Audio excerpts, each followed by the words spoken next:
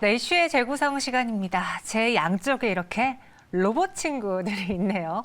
이전에는 로봇은 정말 SF 공상 과학 영화에서 볼 수 있었던 것들이었는데 현실 세계, 우리 일상생활로 들어오고 있고 우리 창술사님은 항상 이 제자리를 로봇으로 바꾸겠다.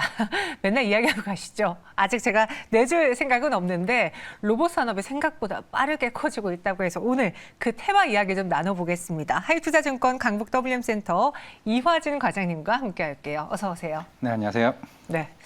먼저 시작하기 전에 혹시 과장님도 제자리를 로봇으로 바꾸고 싶은 생각이 있으신지요? 전혀요.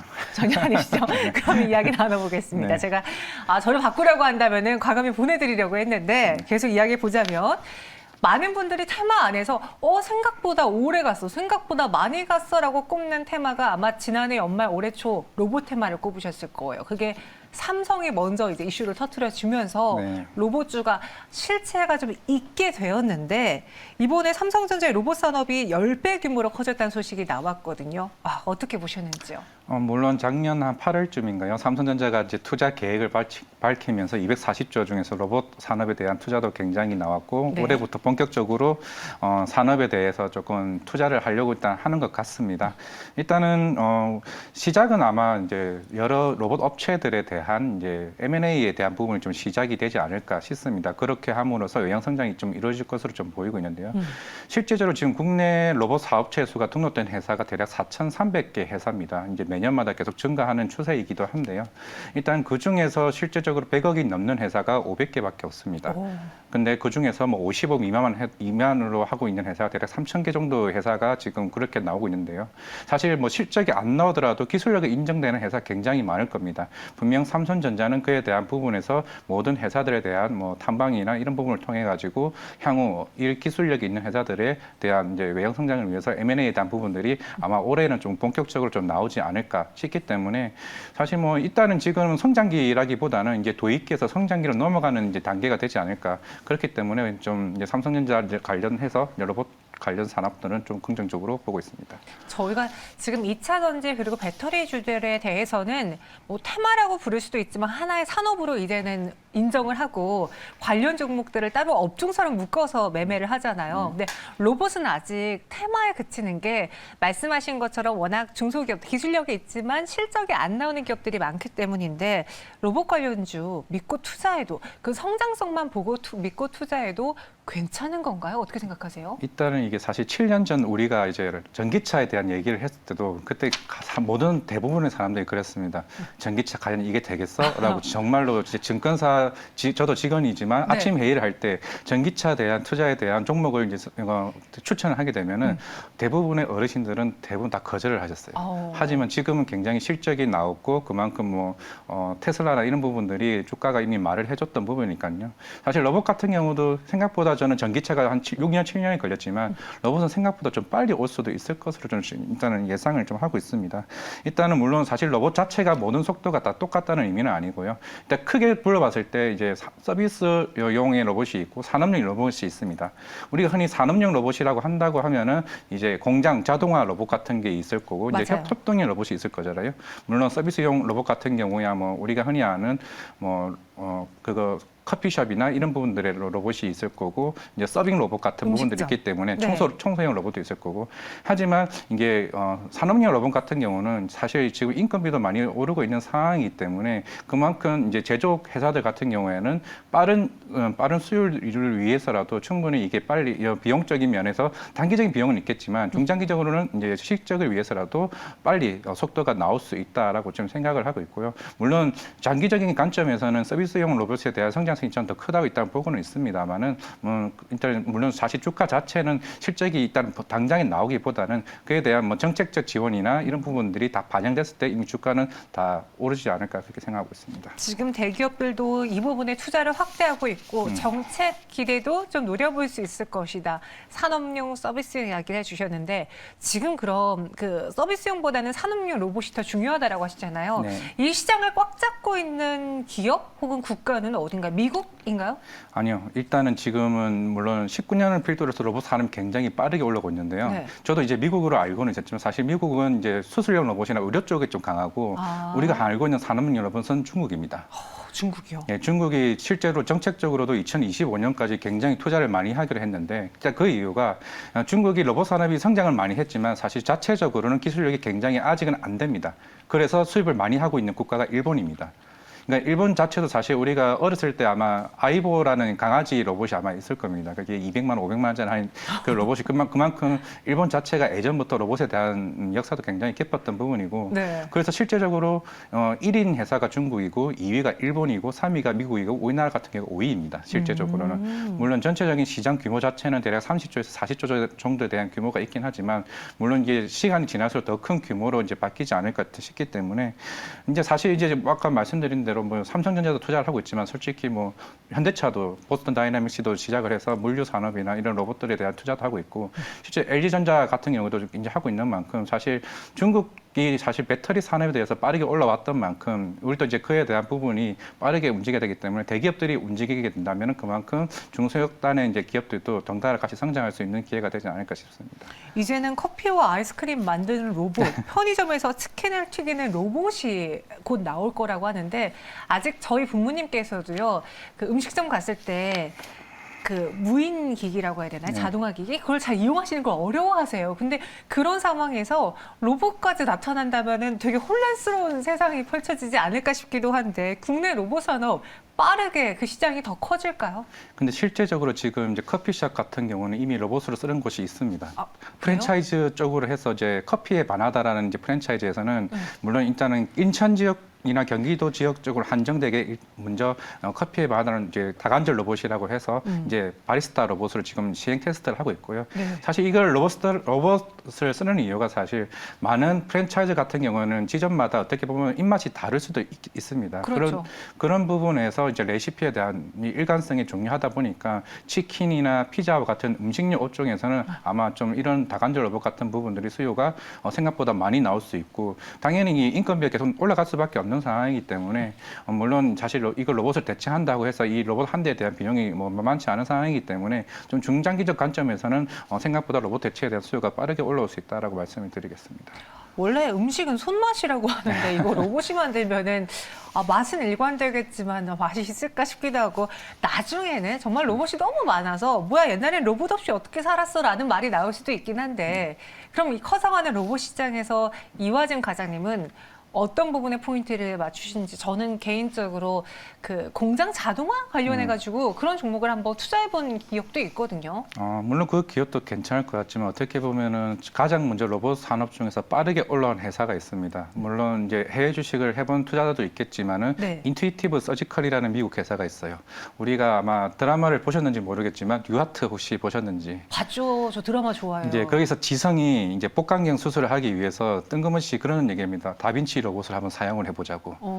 그게 사실 인투이티브 서지컬이라는 회사가 다빈치 로봇을 사용하게 되면서 그때 2000년도 후반에 이제 국내에도 이제 들어오게 됐지만 사실 처음에는 의심을 했죠. 무슨 사람이 수술하지 로봇이 수술을 하냐. 이제 그게 사실 이제 그 회사가 굉장히 빠르게 성장해서 지금 시총이 120조가 됐는데 그 로봇이 어떻게 하냐 되면 우리가 흔히 콘솔 게임을 하듯이 이걸 쓰면서 손 조작을 통해 가지고 로봇을 지금 하고 있는 겁니다.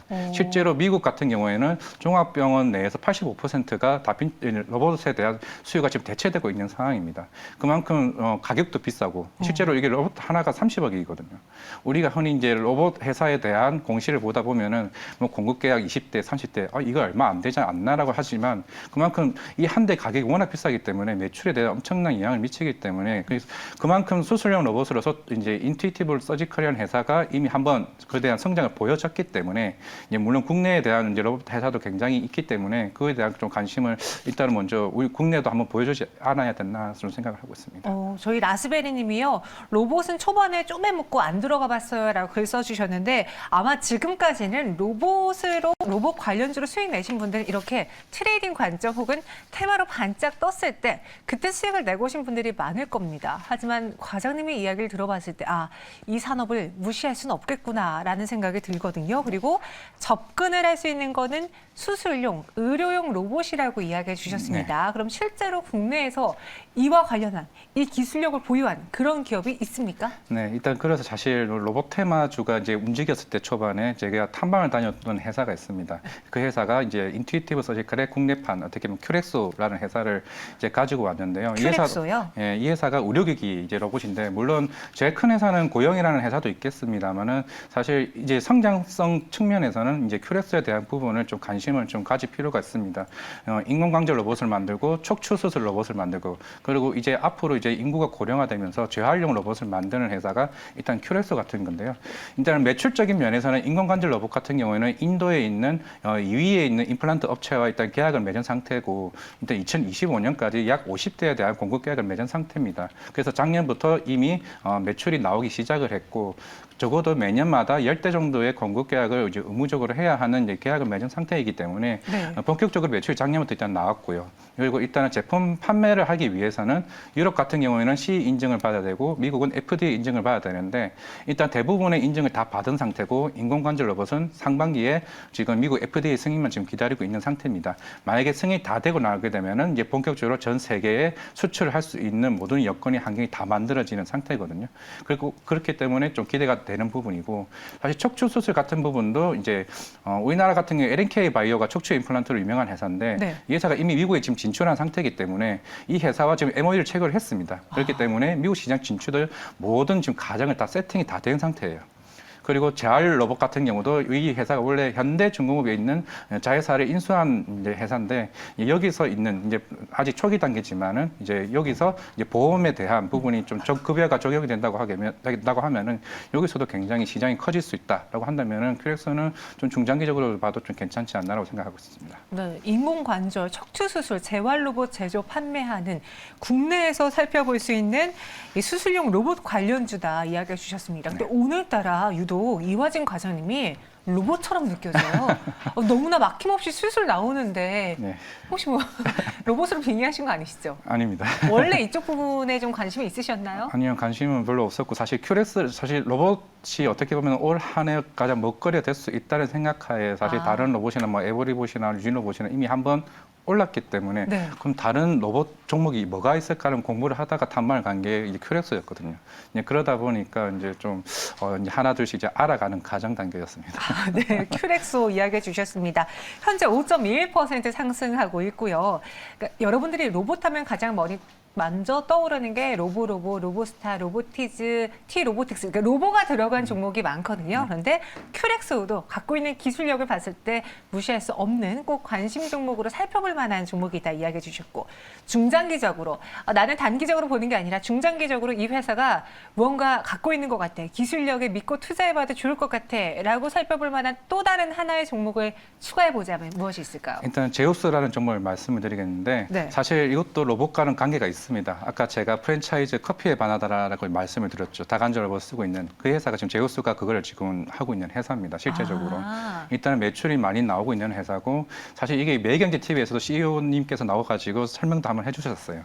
그렇기 때문에 제우스 같은 경우는 최근에 주가도 좀 좋았던 부분도 있고 실제적으로는 반도체 이제 습식 세정 업체입니다. 그만큼 이제 기술력이 충분히 있는 회사고 사실 로봇 관련도 이미 20년 전부터 계속 기술력이 있는 회사이기 때문에 그만큼 로봇 관련은 이제 모듈이나 컨트롤러나 이런 모터와 관련 부분들도 전부 다 100% 국산화하고 있는 회사이기 때문에 향후 이제 로봇 수요가 꾸준히 나오게 된다고 하면은 이제 영업 마진이 굉장히 좋아질 수 있는 부분이기 때문에 굉장히 좋아질 수 있다라고 느끼고 작년 같은 경우는 이제 반도체 습식 세정 같은 경우 우리 일본 회사를 인수를 한 회사가 있는데 이제 그 회사가 생산을 작년부터 시작을 했습니다. 그만큼 재무단에서 비용을 다 걷어내는 상태이기 때문에 올해부터는 매출단이나 영업이익단에서도 충분히 급격하게 성장할 수 있는 부분이라고 생각하고 있기 때문에 좀 단기적으로도 좀 관심을 가져도 괜찮지 않을까 싶습니다. 그동안 반도체로만 봤을 때 세정 장비로만 봤던 분들 제우스는 다관절 로봇과 수소운송 기술 전문 회사로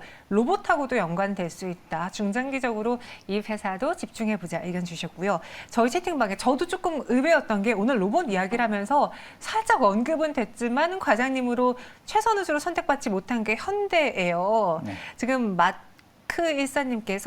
일사님께서 보스턴 다이나믹스 현대도 좀 함께 가자라고 해주셨는데 사실 지금 로봇과 관련해서 삼성보다도 먼저 투자를 하면서 선언했던 게 어떻게 보면은 그 아이콘으로는 현대지 않을까 싶은데 현대가 이 뉴스를 가지고 좀 접근하기에는 너무나 다른 사업이 큰가요? 그렇죠. 일단 어떻게 보면은 이제 저는 2025년까지는 현대차는 굉장히 좋다고 보고 있습니다. 뭐 UAM도 있을 거고, 뭐 보스턴 다이내믹스 로봇 산업도 있겠지만은 사실 결국에는 지금 당장 매출이 나오기를 위해서는 현대차 수요에 대한 부분이 물론 수요가 있겠지만 공급에 대한 부분이 어느 정도 아직 풀리지 않은 상태이기 때문에 그런 부분 때문에 좀 안 가는 거고 그래서 물론 중장기적으로 2024년이나 25년이나 로봇이나 이런 아까 UAM과 같은 부분들이 본격적으로 성장성이 나오게 된다면은 그때 좀 관심을 가지지 않을까 싶습니다.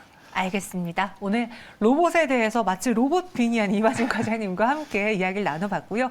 여러분들도 궁금증 해결되었길 바라면서 여기서 인사드리도록 하겠습니다. 이화진 과장님과 함께했습니다. 고맙습니다. 네, 감사합니다.